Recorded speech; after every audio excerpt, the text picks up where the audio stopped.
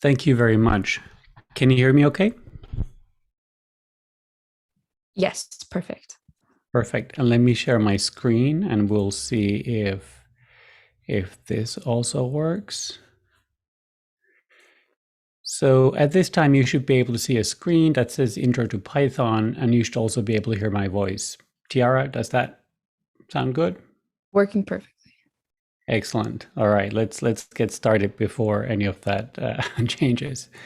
So thank you for the introduction and thank you for having me here today.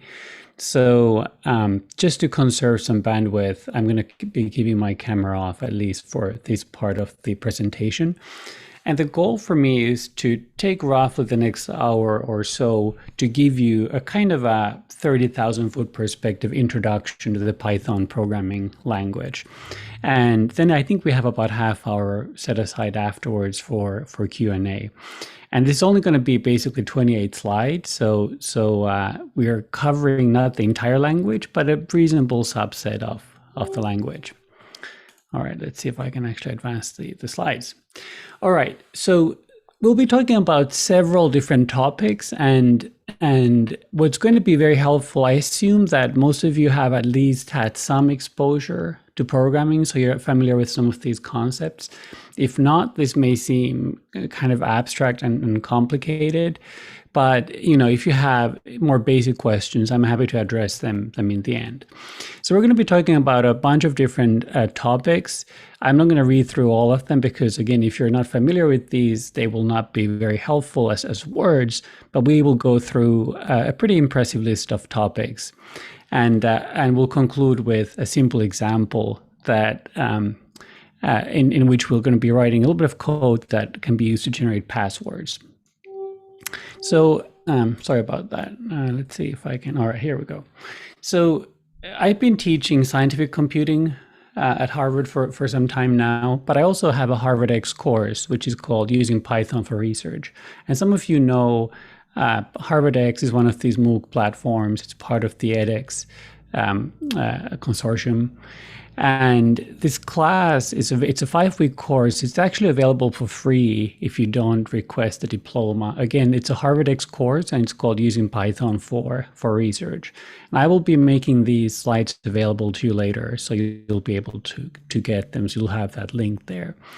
I also have made these the materials, mainly the videos available from that course on my lab's website. So that's also listed there. So you don't need to write this down now. We will share and circulate the slides later. I know that this is a very international crowd. I know that you're young people, young adults from all over the world. So just to give you a sense of the Harvard X class, there we've had roughly, I think, about 350,000 people enroll in that class from about 187 countries. So if you're from one of those countries that is not represented, so please enroll and we can see if we can drive up that number to 190. So sorry, I don't know, I keep beeping every time. So let's try to look at the question. Let's start from thinking about the bigger question. There are many other languages, programming languages. So why would you be interested in learning something about Python?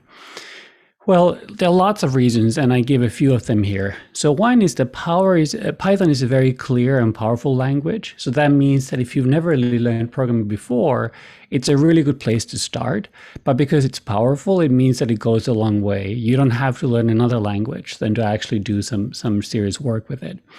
Python is also free to download and use, so you can download it freely from the web. You can learn it. There are lots of tutorials, and most of them are free, and it doesn't cost any money to use it. So Python has become very popular among the global scientific community.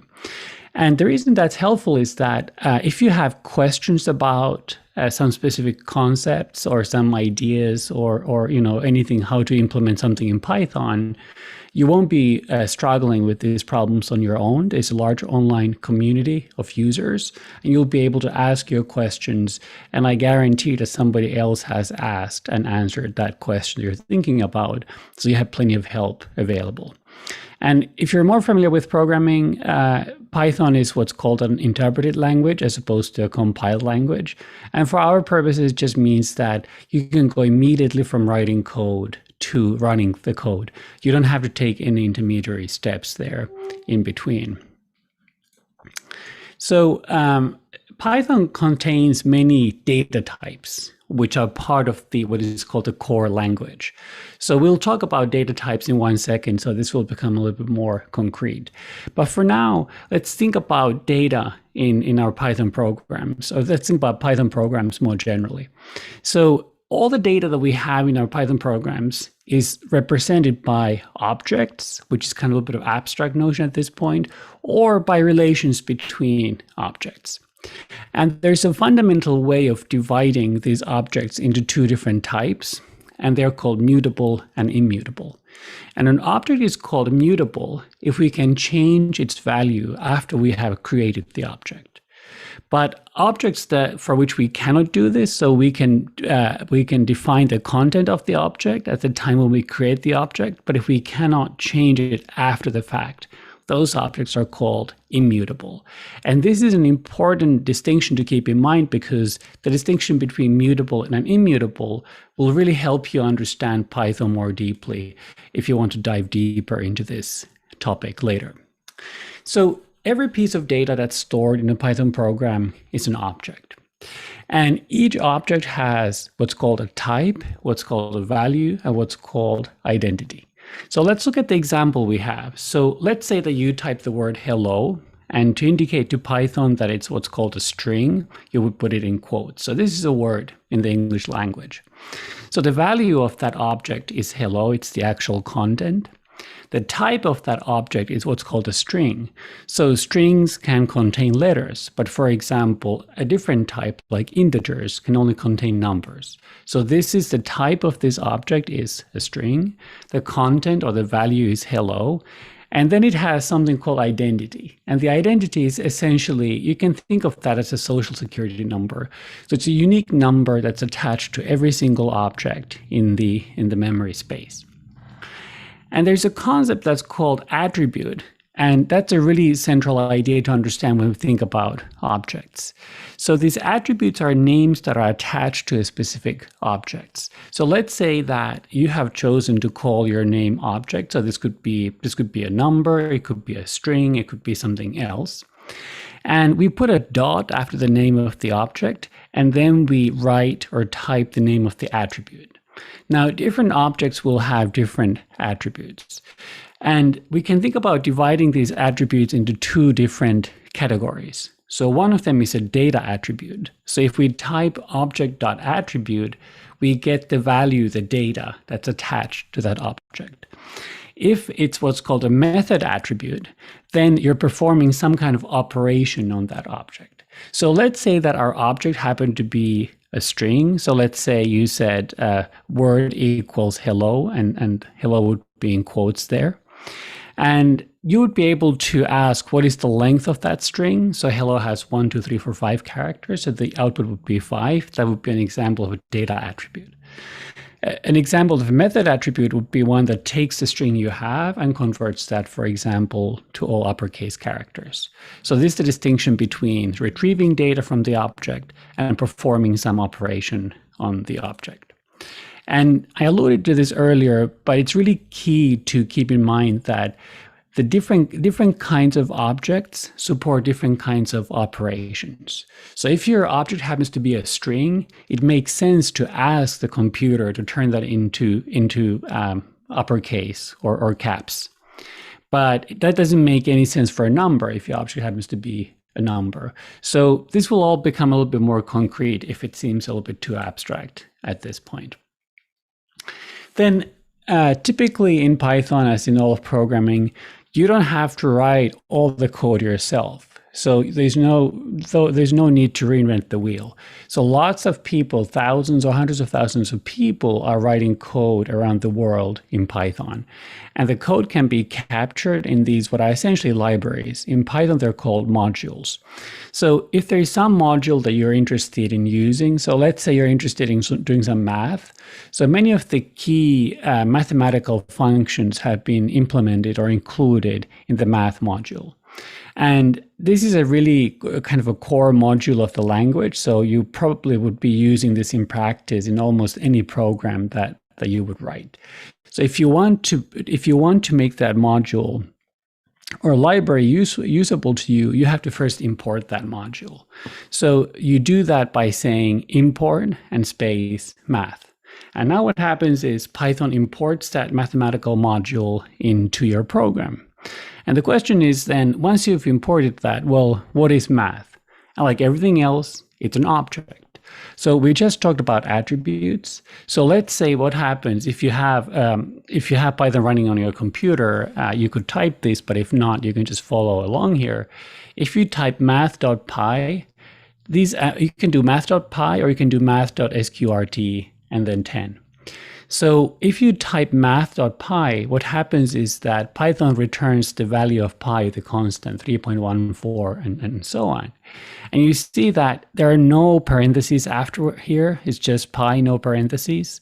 So this is an example of a data attribute. It's just giving you a bunch of data back.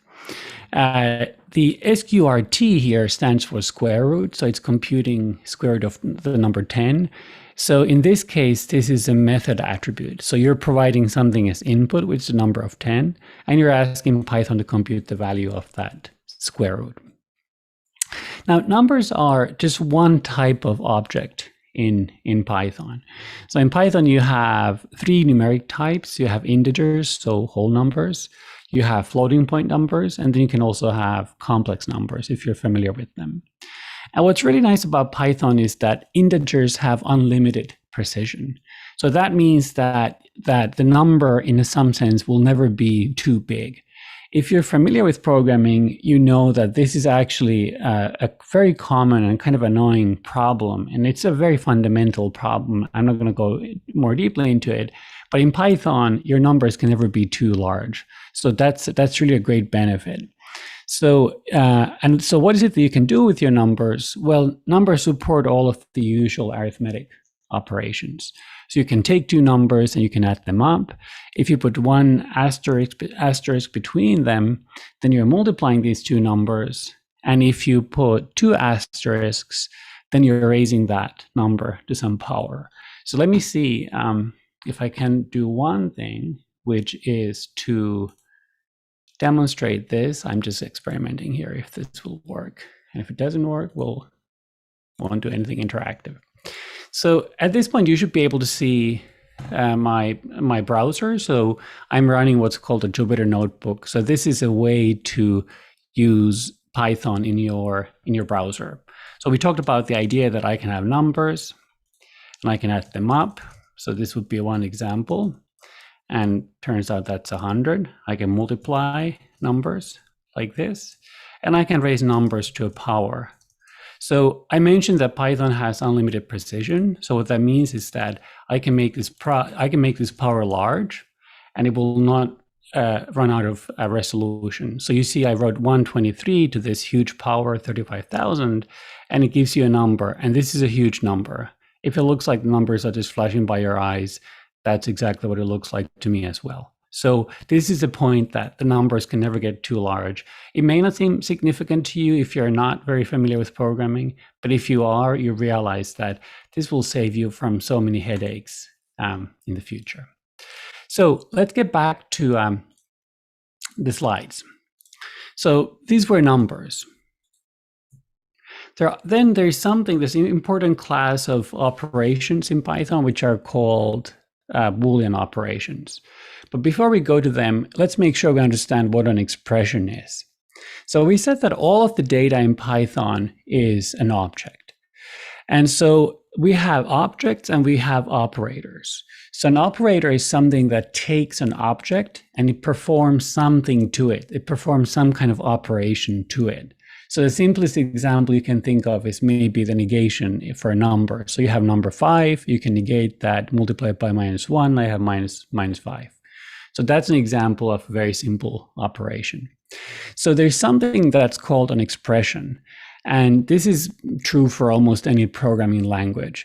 So an expression is something that involves a combination of objects and operators. So this sounds all super fancy and abstract, but again, a simple example might be take 2 numbers and add them up. So 2 plus 3, So the 2 and the 3 are objects. The plus there is an operator. But it turns out that you can do pretty sophisticated things with more sophisticated data objects. So that's why it's useful to have this more general language available to us.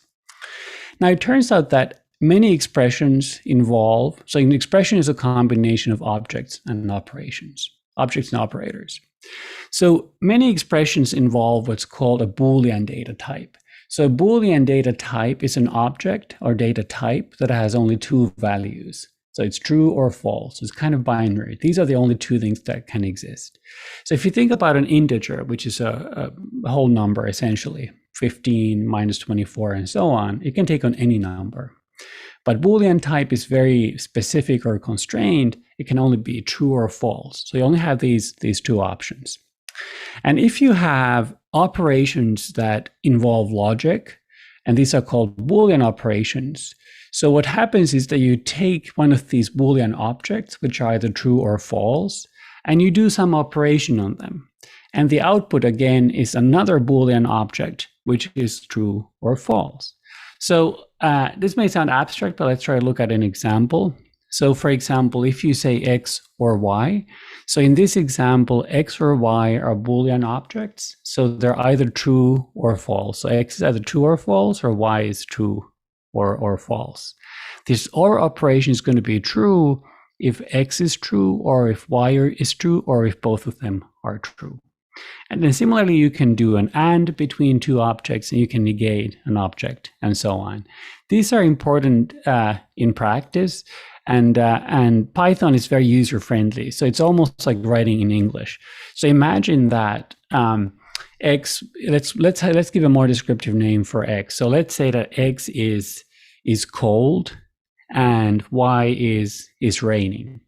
So these could be either true or false, each of them. So if you ask, is cold and is raining, so the AND operation would be true only if both of those components are true. So that's the idea. There are lots of operators that are called, and operations that are called comparisons. So the idea here is that, let's say you are given a couple of numbers, you have a variable and a number, and you would like to ask if one is greater than the other, less than equal to the other, and so on. And so these are all comparisons, and the output or the outcome of this kind of comparison is, again, a Boolean, true or false. So these statements are either true or they're false. So if X and Y are two numbers, so let's say on line 1, if X is equal to 2 and Y is equal to 3, and in your code you write X less than Y. So this will return either true or false. In this case, it would return true, because if X is 2 and Y is 3, so 2 is less than 3. So you can compare different kinds of numeric types in your programs. Then moving on to maybe a little bit more interesting and more generic data types. So Python has something which is called a sequence. And a sequence is really kind of a collection or container for other objects. And the idea here is that we can order these objects by their position within this container, within this sequence. And there are multiple different types of sequences. And all sequences support what are called common sequence operations. So if you have a data type like a list or a string or something like that, if you know that it's a sequence, then you can perform any of the common sequence operations, and it should always work.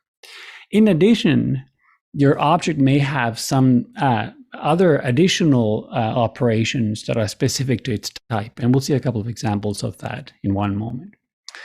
And so again, sequences are called sequences because they place the objects within them in a sequence. So here you have the schematic here. So think of the triangles and circles, etc., as being kind of generic data objects. They could be almost anything. They could be numbers, they could be pictures, they could be audio files or something like that. And what I've done here is you have the object on the right, and you have the name of the variable on the left. So S is the name of my sequence. And I don't even need to know the details of this object, but if I know that it's a sequence, I know that I can index into that sequence. So in Python, indexing starts from 0. So this first location is 0. The second one is 1, 2, 3, 4, 5, and 6.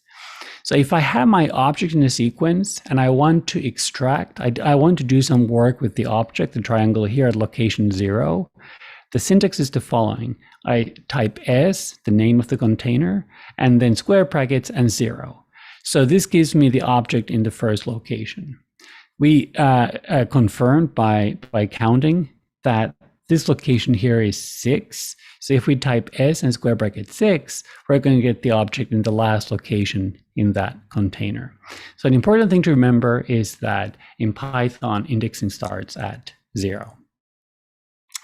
So let's see another example. Let's see one example of a string to make this more concrete. So formally, strings are what are called immutable sequences of characters. So characters are letters like H and Z and T and so on. So you have a sequence of them and they're immutable. So remember we said at the beginning, all objects are either mutable or immutable. So this means that because strings are immutable, once you've created them, you cannot change them after the fact anymore. And that may be a little confusing, but it's based on this Python philosophy that we can get into in the Q&A if you're interested. So how do we create a string? So we create a string by putting it inside single or double or triple quotes. So for example, you can just do hi in single quotes, or you can do hi in double quotes. And so let's say that we define a string, which is called a Python. So here the name of the string itself is S, and now S is equal to Python. And if I say len S, so len is short for length. So this tells you how many characters you have in this string. In Python, you can do also something that's called slicing. So if you have a long string, you can just say, I'd like to get the character starting at index location 0 and go up to some point. So that extracts a part of the string or a substring, if you will. In Python, you can also index from right to left. So when we're saying in this example, we said that location here is 0, this is 1, this is 2, this is 3. You can also index from right to left. So the negative index of this last location is -1. This is -2. This is -3, and so on. And you may be a little confused. Why is it that when we index from left to right, you go 0, 1, 2, 3, and so on? You count, meaning you start from 0. But when you index from right to left, you start from -1, -2, -3, and so on. So you don't start from 0. And the reason is that there's no such thing as -0. So -0 is the same as 0. So indexing has to start from -1 when you count from right to left. Now, there's a concept called polymorphism, which is the idea that when you take an operation like plus or multiplication, what those operations do really depends on the type of the object. So this is very much like in math. So if you think about, if you have two numbers, you have to define what is addition of two numbers. What does that mean? But if you, depending on your background, if you're familiar with vectors or matrices, so then you have to define what does it mean to add two matrices or two vectors together, or what does it mean to multiply a matrix by a matrix? When is that defined? And so on. So polymorphism is again this idea that what an operation like plus or multiplication and so on does, it depends on the type of the object that we have. So let me stop sharing for 1 second, and through the magic of Zoom, I can hopefully switch back to my notebook here. I hope that this is big enough, but Tiara, if this is too small for people to see, just give me a shout and I can increase the font size. So let's say that S is equal to, let's try again. Let's say that S is equal to some string. So let's say that this is hello there. So I can always ask Python, what is the type of my object? Remember, everything has a type, and it's telling me it's a string. I can ask what is the length of that string. length is 12. I can take a slice of that string, and I can ask, for example, what is the last character of that string using negative indexing. So it's the exclamation point, exclamation mark, depending on what part of the world you're from. So let's say that what happens if I do s plus s? So think about this for a second. What could it mean to add a string to a string? And it doesn't necessarily make sense. Now go back to the idea that what any operation does, including the plus here, is a convention. And that convention is based on what type of objects we're talking about. So all of you would know if I said, what's 5 plus 5? We would know that, okay, this is well defined. This is just standard arithmetic. It's 10. But what's s plus s? And the plus operation for strings has been defined as concatenation. So concatenation means you take one string and to the end you add the other string. So now this means that I can do s plus s plus s, and it gives you a new string which has the previous string s hello there 3 times. Now think about, what does it mean to say 3 times 5? All right, that's 15. So 3 times 5 is a shorthand for doing what? 5 plus 5 plus 5, right? So we're saying let's add 5 plus 5, well, 5 plus 5 plus 5. This is 3 times 5. That should also be 15. Okay, so what does it mean to say 3 times s? By the same logic, 3 times s is the same as s plus s plus s. So it gives you this kind of string. So now what you could do is, let me redefine the string. I want to put just, I just want to put a space in here. So I'm going to rerun that. So now I've redefined s. So if you look at s, so now there's a space at the end. And now if I say 10 times s, so it gives me this new string. So this is the idea of polymorphism, but it's an important concept to be familiar with just more generally. So let's go back to the slides. So that was polymorphism in action. Now, when I showed these operations with strings, these were really what I call generic sequence operations. So I could concatenate them, and I could extract elements and index elements and so on. So strings are a type of sequence, so that means that they support all sequence operations. But strings also have operations that are on their own, and operations that wouldn't make sense for other types of sequences. And these are called string methods.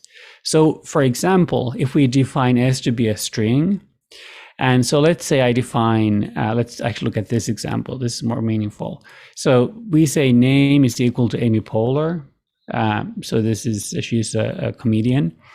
And name here is a Python object. And now we can use what's called the upper method. So I type the name of the object, I put a dot, name of the attribute. This happens to be a method attribute. I know that because there are parentheses over here. I think somebody's drawing on the slides. I think somebody has, I'm not sure how that's happening, but thank you. So what this does is it takes the name and it returns to you, the user, an uppercase version of that name. So all the characters in Amy Poehler have been turned to uppercase. And this is an example of a method that's specific to a string. So if you had other kinds of sequences, it wouldn't make sense to ask Python to convert that into uppercase, but in this case, it does make sense. So this is an example of a method that's specific to strings. Another data type in Python is what's called a list. And lists are mutable sequences of objects of any type. And we can use them to store any kind of data. Usually they're used to store similar data. So lists are also a type of sequence. So now we have 2 examples of sequences. So we know that strings are a sequence and also lists are a sequence. So what's the difference? So remember when we look at strings versus lists, so strings are sequences of characters versus sequences of any objects, which is true for lists. Another distinction between them is that strings are immutable, so you cannot change the string after you've created it, whereas lists are mutable. So here's what we could do. We could say, let's look at names. So I'm creating a list. So I create a list by using these square brackets. And inside the list, I can put any objects. In this case, those objects are strings. So I put in 3 names, Peter and John and Mary. And now I know that it makes sense to say name square bracket 0, because I know that this list over here is a sequence. Therefore, I can index into that sequence, and I can ask, what is the string that's located at this first location? I can add new objects or new items at the end of the list. So I use the append method. So I say names.append. So what this does is it takes the existing list and it appends the new object at the end of that list. So now I've appended the name Tom over there. And this is how you can proceed. Now, you can also, there's something quite interesting you can do in Python. So let's say that you have your list and names. You might have a bunch of names in your list there. And if you import the random module, enables you to sample objects randomly from a list, say. So now if you say random.choice names, let's think about what happens. So names is a list of names, and the names are strings. And the random module has a method called choice, which takes as its input any kind of sequence, and it picks one of them at random. So let me just illustrate this in case this may also be useful. So let's say that we define this behaves a little bit differently with Zoom, but I think hopefully this works. Let's put so let's say Bob, Jen. I'm using very short names just out of convenience. And let's say Anne. So this is a list. Again, if I'm not sure, I can just ask Python what is the name. Then I say import random. And then I can say something like random.choice and names. So you get the beep because every time somebody enters the waiting room, for some reason when I share my screen, it doesn't let me type at first, but so that's why you're hearing these beeps. All right, so this time we picked Anne, picked one of the names, and we picked Anne again. Now we picked Jen, and so on. And what you could also do is if you had 2 lists of names, so let's do something like this. Let's call this names 1 and names 2.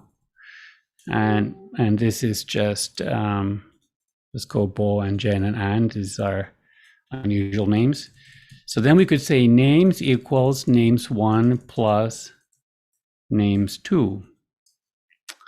And if we ask what is names, it's still a list. But if we ask what is the length of names, you see it has 6 objects in it. And so what happened here is that when I took these 2 objects, these 2 lists, and I put a plus in between them, that means those 2 lists are merged together, they're concatenated. So we have names 1 and names 2 first. First you have names 1 and then you have names 2. So this is the list that we have just created.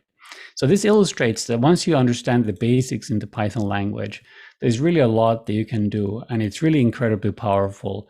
It supports all of this. It helps you. You can basically take something that, you can take an idea that you have, and you can pretty quickly translate your idea into code. So the path of translation is pretty short.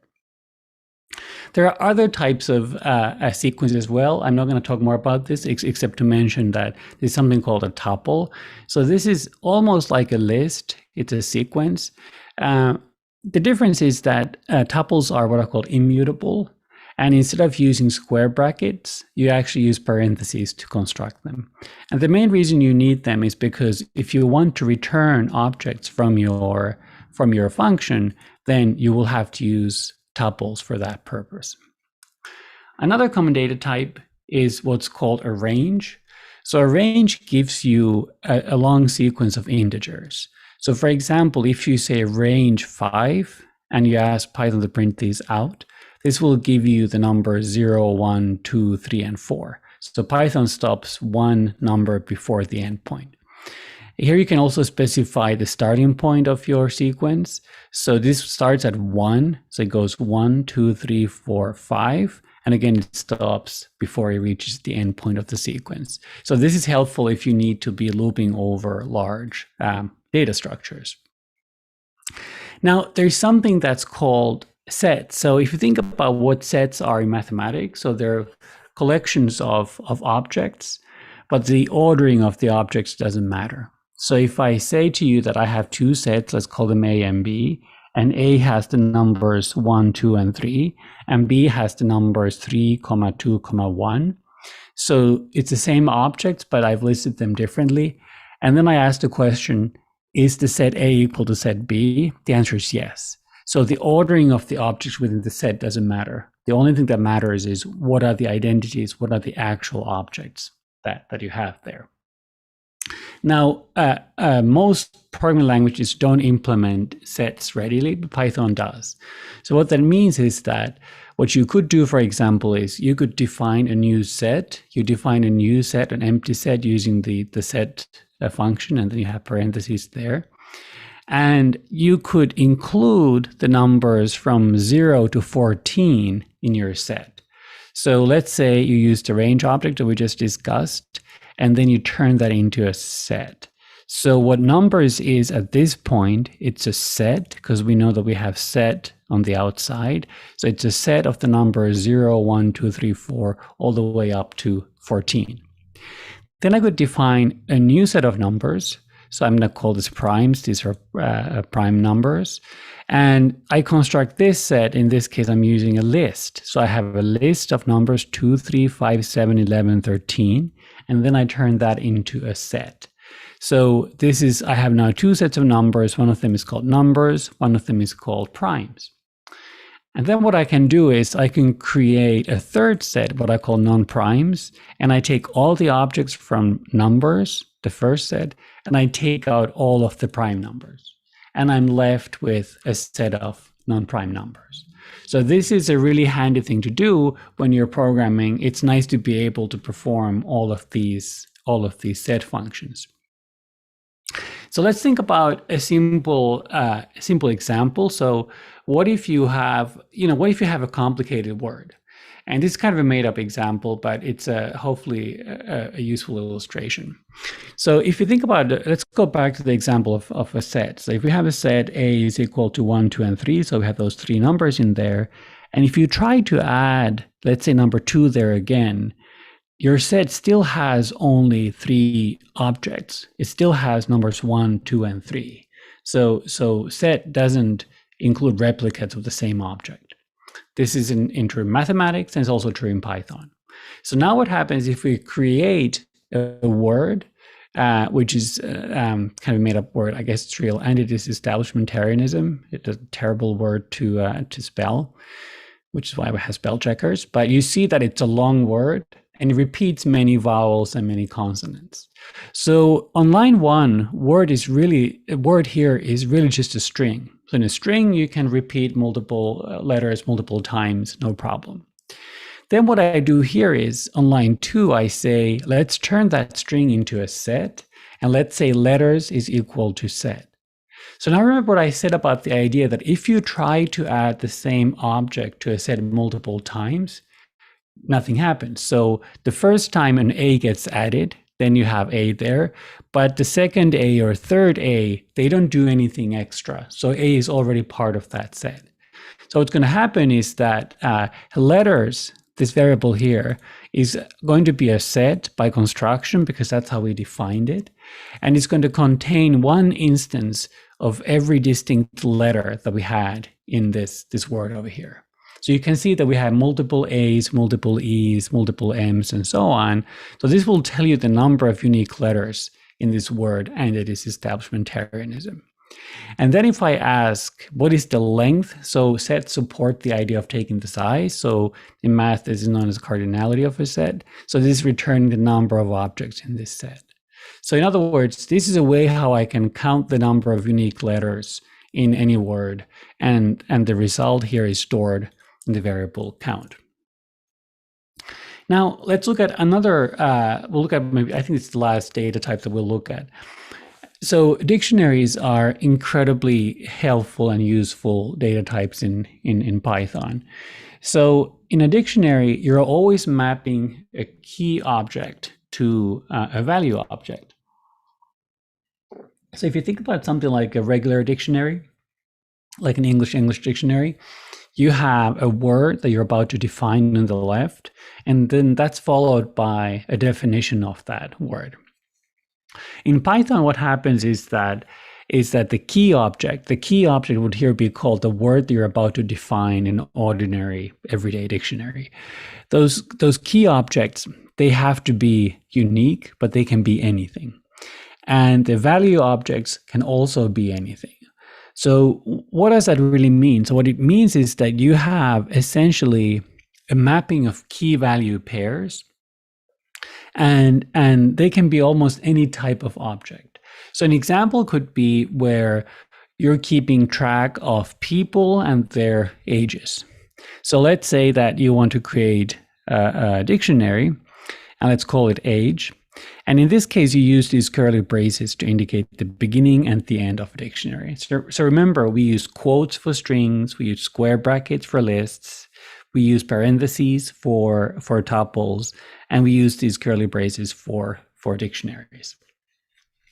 And inside a dictionary, the items, the key value pairs, are separated by commas.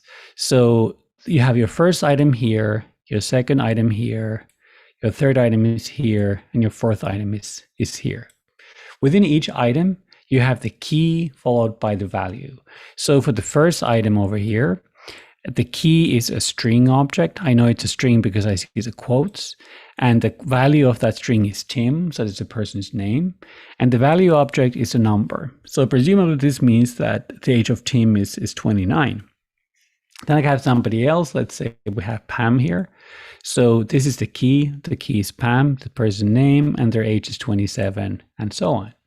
Now, if I want to look up someone's age, I use this kind of syntax. So I have age here.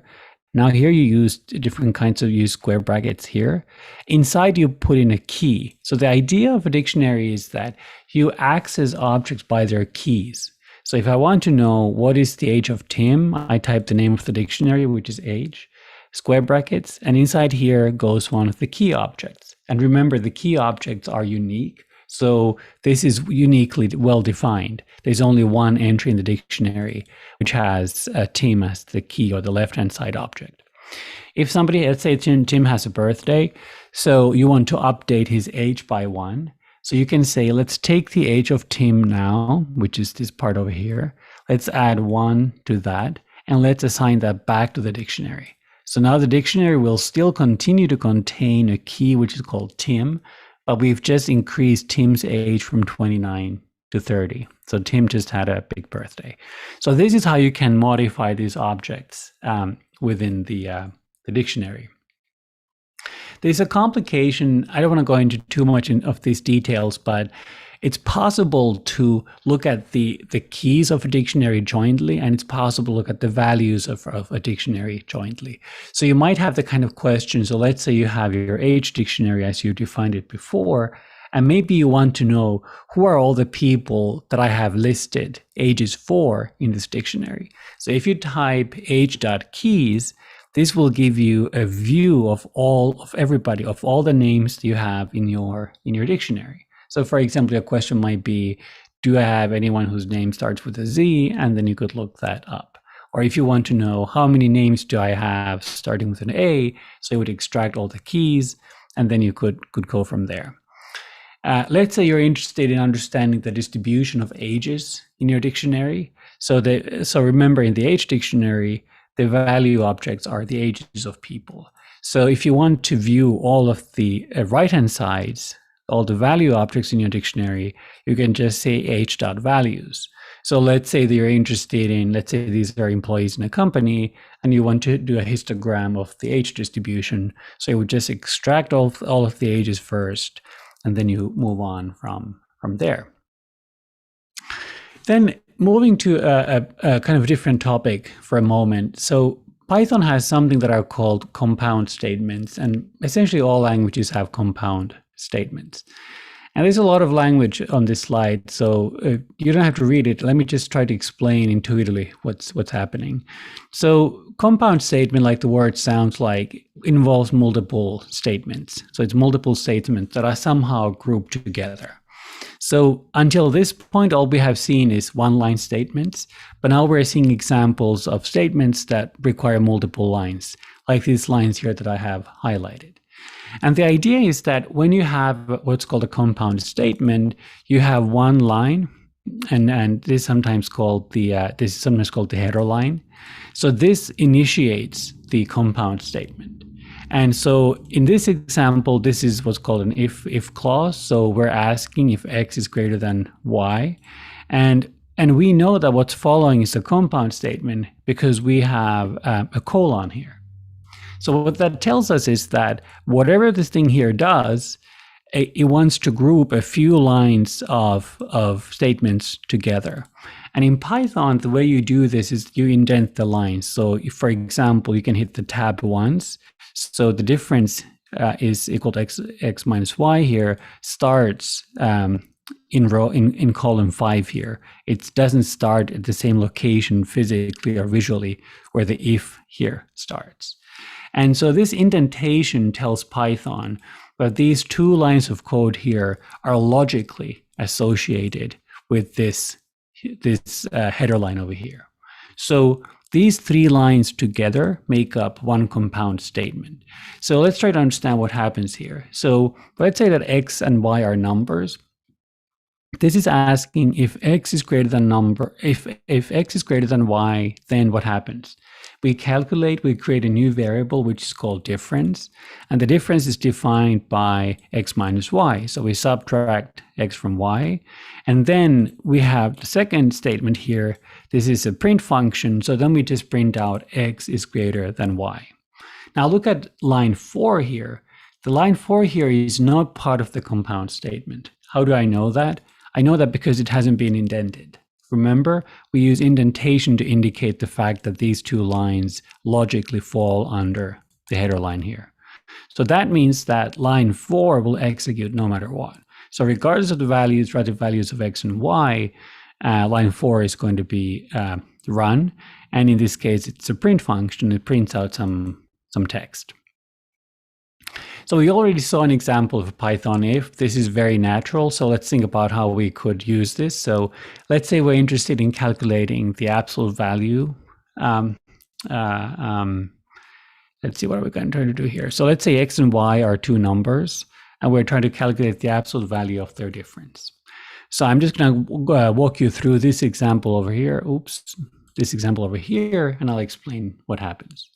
So this is clearly a compound statement. So you see these colons here. So in this case, we have 3 of them.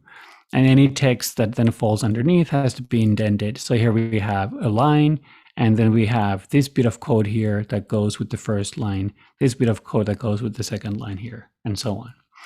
And so the condition here is if x is greater than y.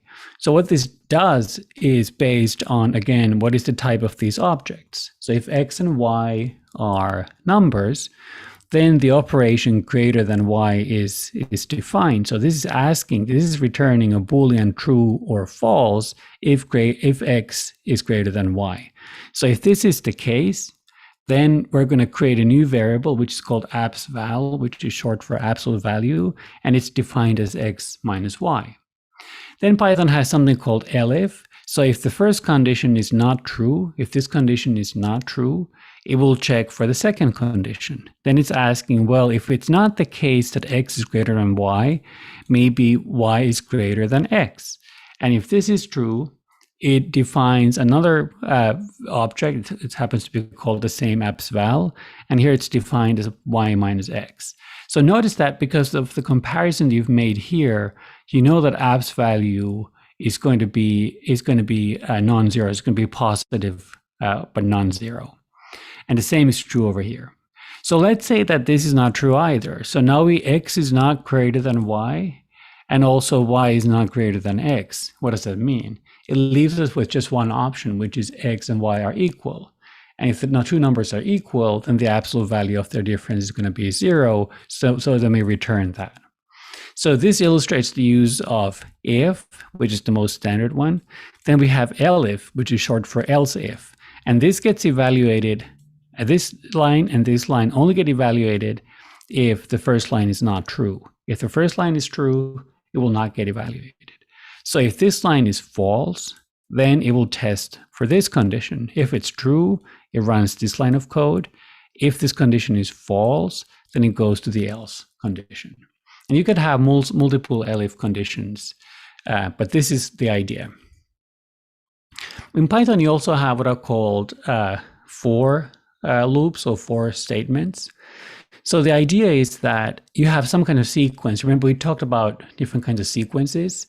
There are many kinds of sequences in Python, and this can be any one of those types. So you can see that this is a compound statement because there's a colon here, and then there's a block of code that has been indented to the right. And the idea is that you're looping over all of the objects in your sequence. So these could be numbers, they could be letters, they could be strings, anything. And at each iteration of that loop, target is going to include one of the values of your sequence, but in that order. So let's say if your sequence has a few names in it, the first name is Anne, the second name is Bob, and so on. The first time it's running this code, this block of code over here, target is going to be equal to Anne. The second time it's running this block of code, target is going to be equal to Bob, and so on. So you use this kind of structure when you're interested in taking some kind of a sequence, performing some kind of operation on it. And let's say you have a sequence of numbers and you want to square all of those numbers. So then you would calculate the square of those numbers in this block of code over here. So this is an illustration of the idea. So let's look at the first line here. Take just 10 seconds to think about what is this object? What is the names object?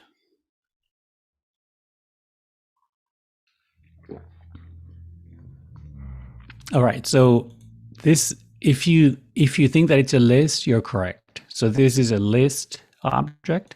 Then take another 10 seconds to think about what are these objects inside the list. And if you think they're strings, you would be correct. So these are names of people. Now, what happens on lines 2 and 3? So we're saying for name in names, print name. Remember what we had here before? You have a sequence, you're looping over, and you have, think of target as a dummy variable. This is just a name that you can come up with. It can be any name that at each iteration of this code will point to a different object in your sequence. So the first time you run it, it's going to print Peter. The second time it's going to print John. Third time Mary, and so on. So it goes through the sequence in order. If you had numbers here, you could print out the numbers, and you can see how this gets kind of tedious. So if you had the first 100 numbers here, you don't really want to be typing them by hand. So this is why it's helpful to have range. So this would give you the same functionality as creating a list here of the numbers from 0 to 10.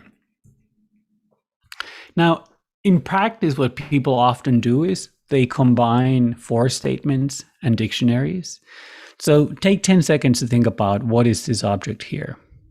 What is this object itself and what's inside this object?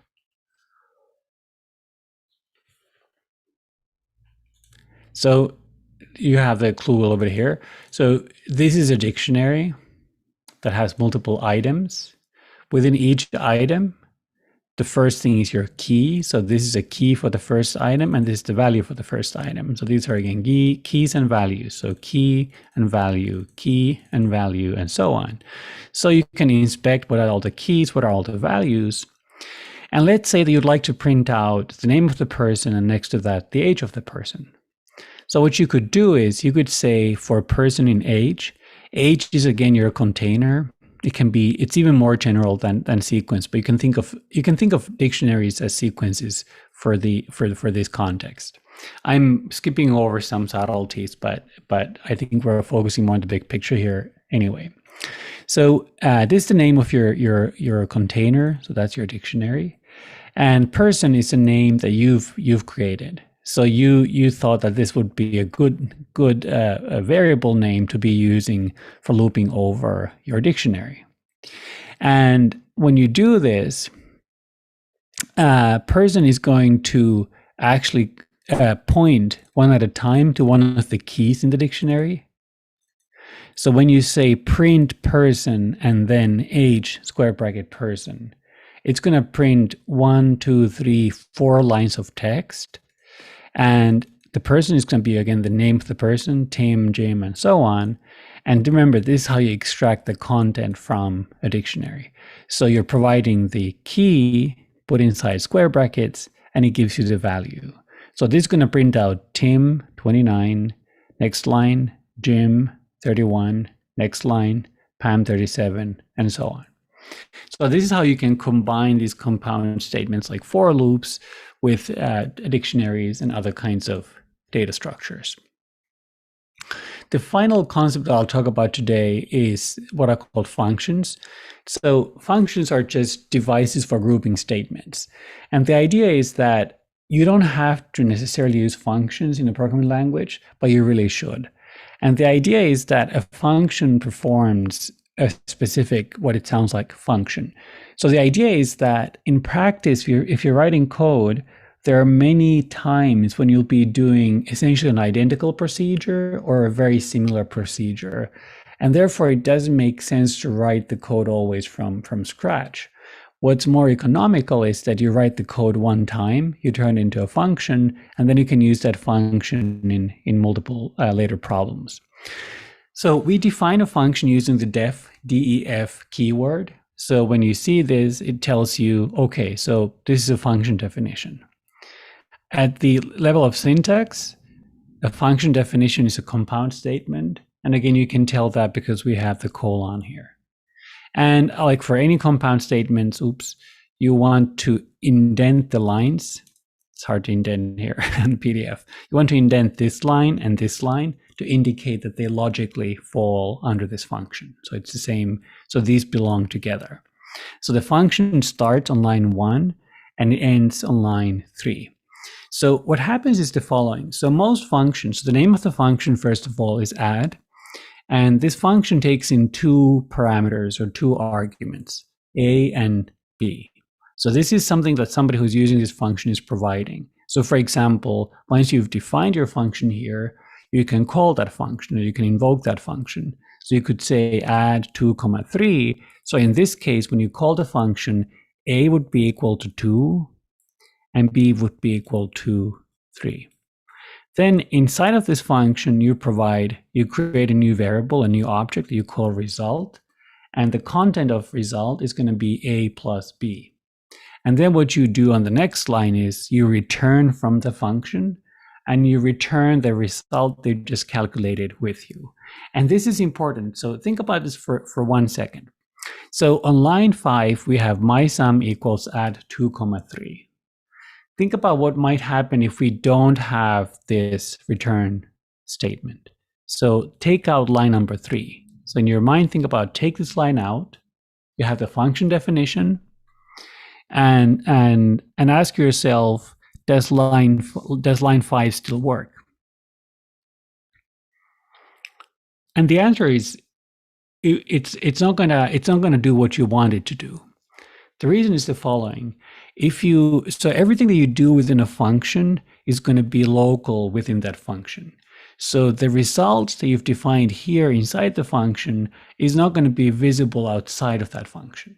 So there has to be some way how you can return, if you want your function to do useful work, there has to be some way how you can return that result to the person who called that function.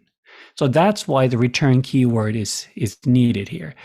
If you omit this word, if you omit this line over here, the one that I've highlighted, the function is still, it makes still sense. You're taking two arguments, A and B. You're creating a new object that's A plus B. As long as plus is defined for A and B, whatever they happen to be, you will have a new object here that gets created. Now, the issue is the following.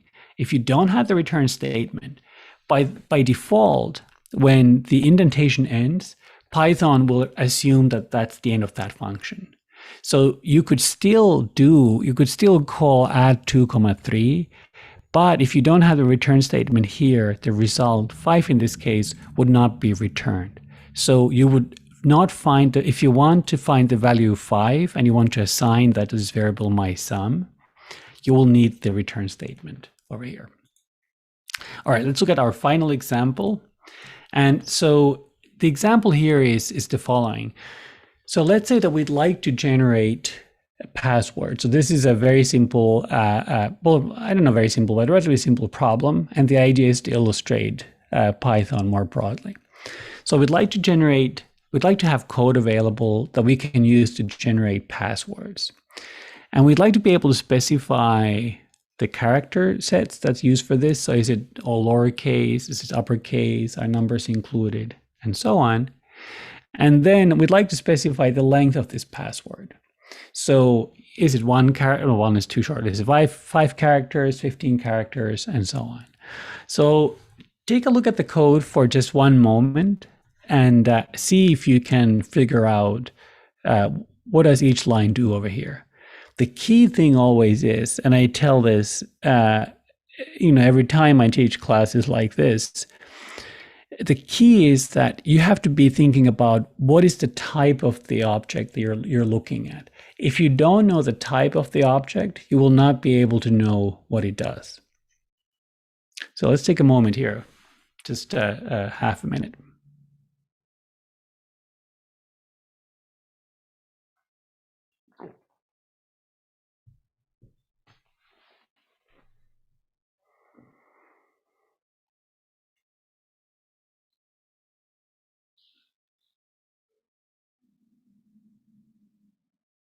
All right, let's see.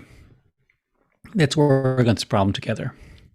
So let me actually exit this and let me go to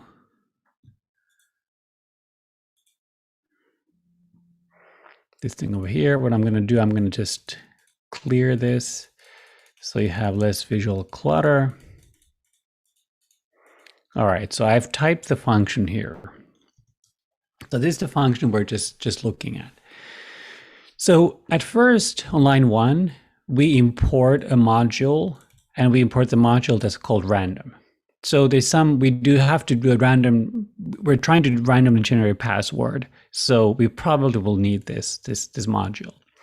Next, what I do is I define a function, and the name of this function is password. And when you define a function, there has to be a colon here, and then you indent the stuff that belongs to that function. So that's why I have indentation here. I only provide or take in one argument or parameter, and that's called length. So remember, I wanted to be able to generate long passwords and short passwords. So the number of characters that my password will contain is provided here as an input. So what happens on line 4? What is this object? So this is a string. I see the double quotes. So I have a string A, B, C, D, etc., all the way to Z. So this is the character set that I'm using as the basis for sampling when I generate my password. And I call this characters because it's the string of characters that I want to sample from. Then I do something, this may look a little bit strange. So I create, looks better without the space there. So what we do here is we create just an empty string. This is not the only way to do it. There are other ways to do it, but this illustrates that this is one way to create an empty string. And at this point, PW, so short for password, is just going to be an empty string. So if you look at the last line at this point, return PW. So at this point, we have an empty string. And then it must be that on line 6 and 7, we do all the busy work. And then we return the password here on line 8. So the object that gets returned is a string object. So that makes sense. What happens next? We create a dummy variable that we'll call I, and we're saying for I in range length. So remember, length is the length of the password.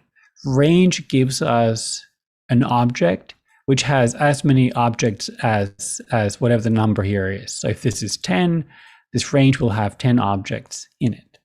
And I'm just looping over that object. This is simply a way for me to count. So remember, I here is a dummy variable. I'm not actually using that variable I in any way here on line 7. So I here is just needed for counting. So I could call this, I could change the name to be anything else. It could be J or K or something else. And all I want to have is the ability to perform some piece of code, here one line of code, length number of times. So that's why I have the for loop structure over here. Then I do something interesting. So I use the random choice method. So random is the module we imported. We have to provide some kind of sequence here. So remember, characters is a string and strings are a type of sequence. So this will pick one of the letters in characters at a time. And remember, PW is a string. And so this is going to be a string as well because it's one of the characters here. So if you remember the example when I did a string plus a string, plus means you're concatenating two strings. And then you repeat this. So now the first time you start this, PW is going to be empty. Then you pick one of these characters and you add it to PW. So now your password PW here will have one character. You do this again, next time it's going to have two characters. And you keep doing this until you've done this length number of times. Once you've done that, then the loop will exit and you will get to line number 8, which returns the password to the user. So I didn't really test this before this lecture, which I probably should have, but let's give this a shot. So if I want to run the code here, let's say I want to generate a password of length 10. So it gives me a password. If I run this code again, it gives me a different password. Let's say that I wanted to have numbers there as well, digits. So maybe we can do something like 0, 1, 2, 3, 4, 5, 6, 7, 8, 9. I can now redefine this function. And let's see what happens now. So now you see that I had digits here as well. If I wanted to include some special characters, so I'm just going to go, hopefully that doesn't break anything. And let's try again. So there you see now we have the little, I forget the name of that character, the superscript character, whatever it's called. So this is how you would build a simple function in Python. Now, if you wanted to understand what the function does, so remember I said that it's building the password one letter at a time. So it's sometimes helpful to add print functions inside your function. So let's say print, and let's just print out the value of PW. So now if I run this again, let's just do this 5 times. So you see that the password that was returned to me is R0C2Z. And so I added this print statement here, print function rather, and it prints out the value of PW every time. So at each step of the loop. So the first character it picked was R, then it picked 0, then C, and 2, and so on. So this is how it's building this password one letter at a time. So, if I did something like 500, so you can see that the password gets built slowly and it looks pretty complicated. So your data would definitely be safe if you used a password like this. So I'm going to stop here. I went a little bit over into the Q&A, but I think we still have about 20 minutes left for Q&A. So let's turn it over to questions. Great. Thank you so much, Professor Onnela. That was really engaging. And I know those of you in the chat, even those of you who started a little more unfamiliar with the subject matter, it looks like you were able to get looped in and catch on towards the end. If you have questions, please go ahead and raise your hand, or you can send your questions in the chat. To get started, we have a question from Junaid. Professor Onnela, he is asking, which are some of the best courses to learn Python online? I know you plugged your Harvard X course, but if there's any other resources you recommend.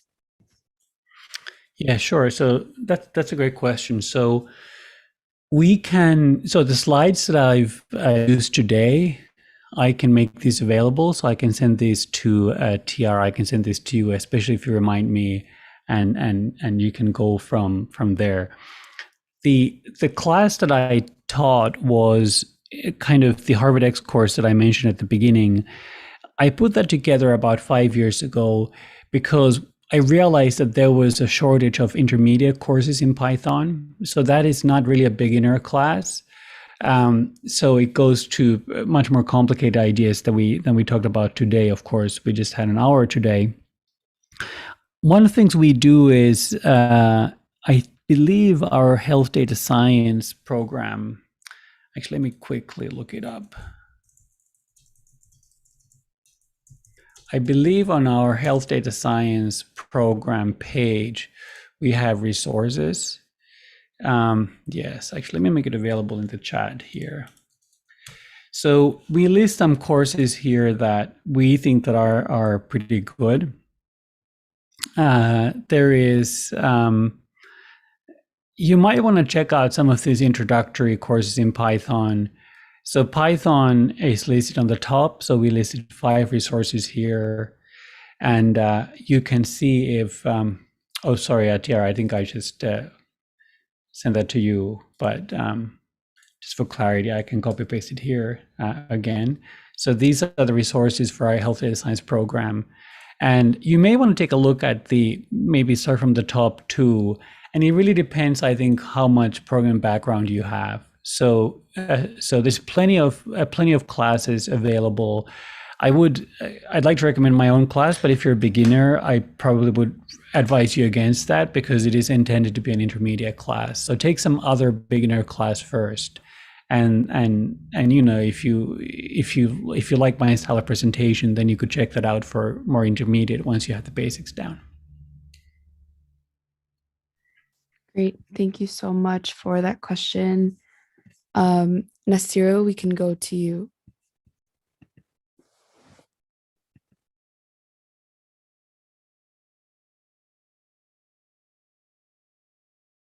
Are you able to unmute? There you go.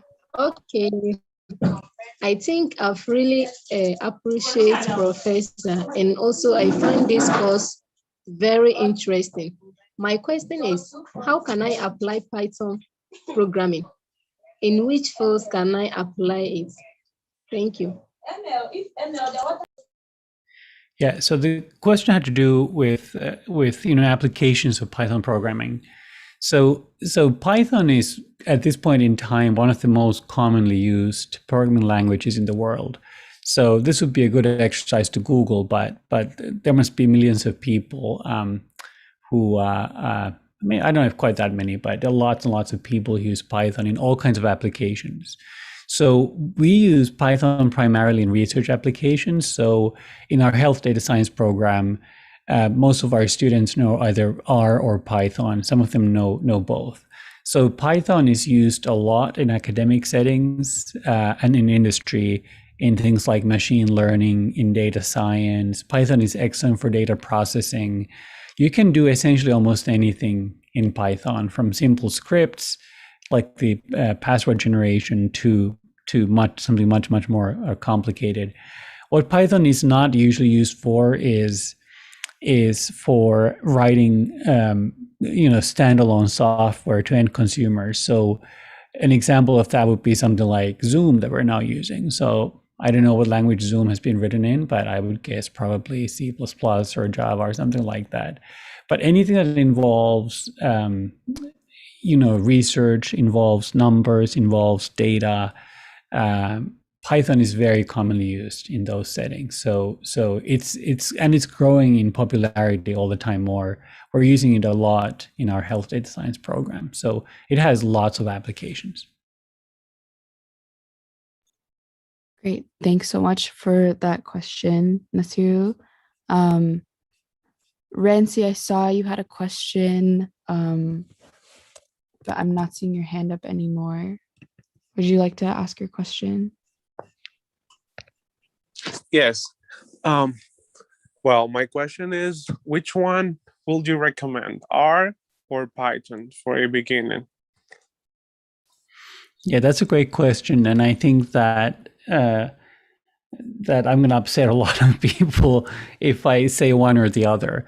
So they're used for somewhat different purposes. So here is a little bit of a big picture take on this. So R is primarily used in academic departments of statistics, biostatistics, and a little bit more broadly than that for sure as well. But that's really where it comes from. Python is used much more broadly in industry. So for example, Google uses Python a lot. Apple uses Python. Personally, I like Python better. I'm not very good at R, but I have I guess an okay understanding of it. Python is more generic in the sense that, for example, a lot of people would probably say that if you have to do data wrangling or data pre-processing in R, that can be kind of tedious. That's very straightforward to do in Python. Python is also object-oriented, as most modern languages are. It's true that you can mimic object orientation in R. This is a little bit more technical topic, but in Python, that's built into the language. So, if you also are interested in more generic programming, maybe you want to learn C++ or Java or something else, having a language that natively supports objects like Python, I think is helpful. I think for generically learning programming for the first time, I would recommend Python myself. If you're dealing with, statistical problems, then R might be better. But as soon as you go towards machine learning and things like that, I think then Python has the upper hand. Maybe one way to say that, and the reason I started my answer the way I did was that there are some very passionate communities that some people really like R, some people really like Python. My understanding is that the percentage of people who are switching from R to Python is greater than the percentage going the other way around. So I think that my understanding is that the user community for Python is growing faster than that for R. So that's one way to look at it. But I would, if you've never programmed before, you want to learn to program, I personally would start with Python. Great, thank you for that question, Rancy. I think we have time for maybe 2 more questions, I think. Does that sound good, Professor Onnela? Yeah, perfect. So I saw Zainab, your hand up earlier. Are you still able to ask your question? Hello, Dr. Onnela. Thanks for this amazing session. I would like to ask if we can, as Crossroads Emerging Leader students, if we can attend your sessions about Python. I already know a lot about it since I'm a biomedical engineering student. And it's almost one of my favorite languages for its simplicity and a lot of uses. And I want to know if we can use Jupyter or Google Collaborate, which is better from it. All right, so thank you for your question. The audio was breaking up a little bit. I don't know if it was my end, but I'll try to answer the questions as I heard them and interpreted them. So first, the the HarvardX course that I mentioned at the beginning of my slides, that's available to anyone, and it's free. It's completely free. The only time you have to pay for that is if you'd like to have a diploma that then has your name and I guess my name on it, and it's a more official looking thing. But you can get access to all the content without paying for any of that. The second thing is you have all the videos available for the HarvardX course on my lab's website, and that link is also on the slides, which I will share with you. I think the second part of your question, if I heard you correctly, had to do with with the Jupyter notebook that I was using. So there are many ways to write code. There are many different code editors that one can use. And more people are using what I use today, which is called Jupyter. So Jupyter first, it's kind of a word that stands for Julia and Python and R. So these are 3 different languages, but the notebook also has support for other languages. So one way to think about that is that, it used to be difficult to combine code and output and text in a single document. So you might have, if you have more complicated code that maybe generates plots and things like that, you would have your code in one file, you would have your nodes in a different file, and the plots might be, files in some other directory or so on. So the beautiful thing about a notebook is that it combines all of these things into one. So I didn't demonstrate that, how it works, but you can write code that will then generate plots. The plots will appear within your notebook. Then you can also add what are called text cells. So you can write a lot of text into that cell. I almost always use Jupyter notebooks in teaching. I find them to be just handy. And I think they're very good for writing code more generally. The only time I might not use them is if I'm really writing production code or somebody's writing production code, but it's a great way to learn how to use the language. So if you're interested, there's something called, let me see if I can, I didn't mention this, but let me quickly type it first. So this is a little bit more complex topic, but bear with me for 1 minute. So Python is free. It's free software. It's you don't have to pay for using it. And the tricky part is sometimes that there are hundreds of different modules. I showed you the random module, for example. There are hundreds of modules that you really want to be able to use with the Python language. Now, the issue is that there are different versions of these modules.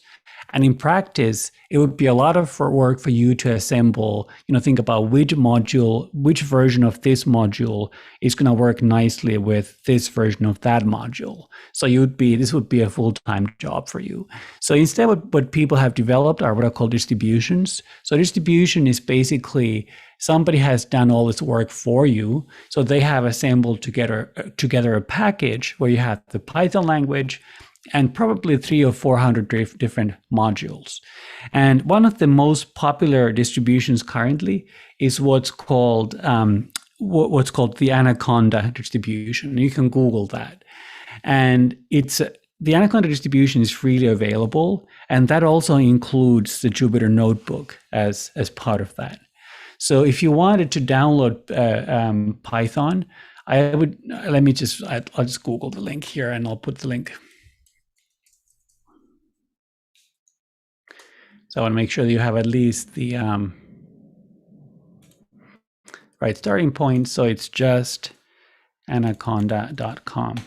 So if you were a student in my class, if we were working together, I would encourage you to go to that website, anaconda.com, and then download the Python distribution from there. And we would go from there. And that would give you the language, all of the modules. You would have the Jupyter notebook that I've used today. And you would also have other tools that I haven't demonstrated today. So that's a really great starting point. There are other distributions available, but this is my favorite distribution. And this is the one that I use in my own teaching. Great. Thank you so much for that question. I think we have time for one more. Jitendra, I'm going to pass it over to you. And I think that's all the questions we have time for today. Go ahead. Hi, sir. Good evening.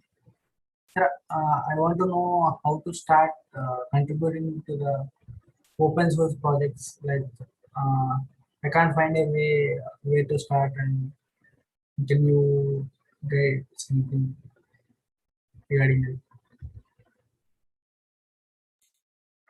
it? Tiara, could you repeat the question? I had a little bit of trouble hearing the question. This is about open source projects, but I think I missed part of the question.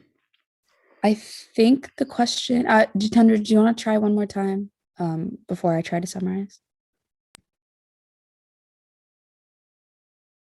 Yeah. So how can I how to start open source projects? Like where to start, and I'm confused how to start contributing to the open source projects using Python or some. Can you Okay, thank guide you. Yes. Yeah, it's okay. So how do you start an open source project, or how do you become involved?